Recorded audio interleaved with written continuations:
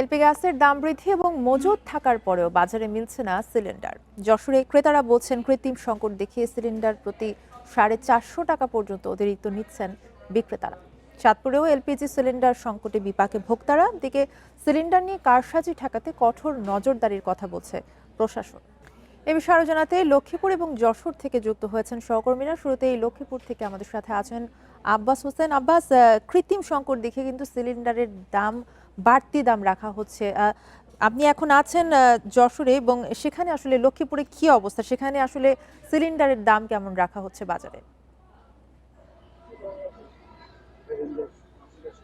আসলে কিন্তু গত কয়েকদিন ধরে যে এলপিজি গ্যাস অর্থাৎ যে গ্যাস সিলিন্ডার গুলো রয়েছে সেগুলো কিন্তু আমরা দেখেছি লক্ষ্মীপুরের প্রত্যেকটি এলাকায় কিন্তু সংকট রয়েছে। সেই সংকটের কারণে এখানে যারা ব্যবসায়ী রয়েছেন তারা কিন্তু যে বেশি বাড়তি দামে তারা বিক্রি করছেন, এবং কিছু কিছু জায়গায় কিন্তু এই যে সিলিন্ডার সংকট রয়েছে সেখানে যে গ্রাহকরা যে গ্যাস সিলিন্ডার নিতে গেলেও তারা পাচ্ছেন না, এমনটি আমরা দেখেছি। এর বাইরেও কিন্তু ভোক্তা অধিকার এবং জেলা প্রশাসন উপজেলা প্রশাসনের সমন্বয়ে আমরা দেখেছি বেশ কয়েকটি স্থানে তারা গত 2 দিন ধরে অভিযান করেছে। সেখানে বেশ কয়েকজনকে জরিমানা করা হয়েছে বাড়তি দাম রাখার কারণে।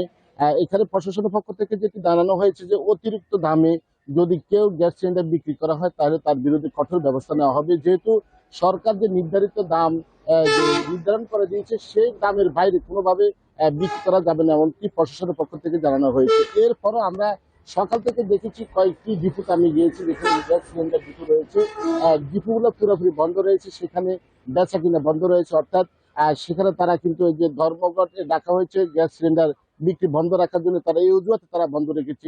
এই কারণে কিন্তু এখানকে যারা গ্রাহক রয়েছেন তারাও কিন্তু খুব সংকটে পড়েছেন।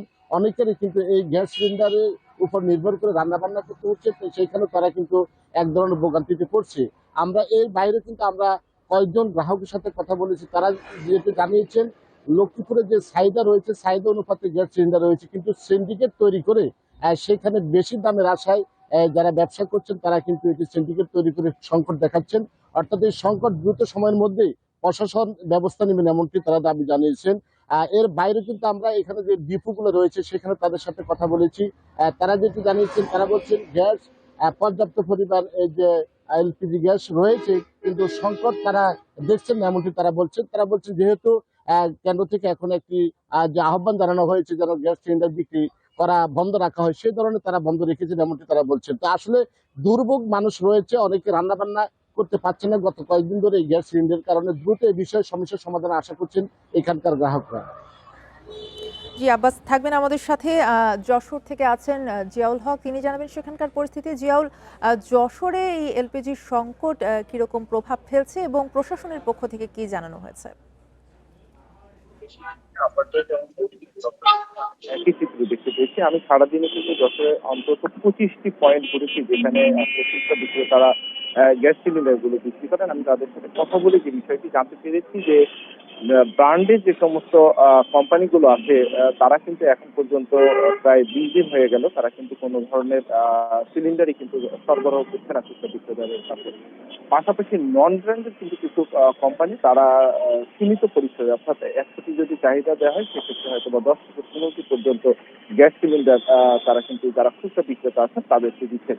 সেক্ষেত্রে যে বিষয়টি আসলে দাঁড়িয়েছে যে যেখানে আসলে ব্র্যান্ড কোম্পানিগুলো তারা গ্যাস সিলিন্ডার দিচ্ছে না, সেখানে নন ব্র্যান্ডের কোম্পানিগুলো তারা কিন্তু গ্যাস সিলিন্ডার সরবরাহ করছে। এই বিষয়টি কিন্তু আসলে সাধারণ গ্রাহকদের মাঝে কিন্তু একটি বিরূপ প্রতিক্রিয়া সৃষ্টি করেছে। তারা প্রশ্ন তুলেছে যে যারা যে কোম্পানিগুলো থেকে এতদিন ধরে আসলে গ্যাস সিলিন্ডার গুলো নেওয়া হয়েছে তারা যে কারণে আসলে বন্ধ করে দিচ্ছে, সেই কারণটির পরেও কিন্তু দেখা গেছে যে গত 3 মাসের ভেতরে কিন্তু সরকার 3 দফায় গ্যাস সিলিন্ডারের দাম বৃদ্ধি করেছে, এবং সেই অনুযায়ী কিন্তু সর্বোচ্চ 1306 টাকা করে নির্ধারণ করে দেওয়া হয়েছিল দাম।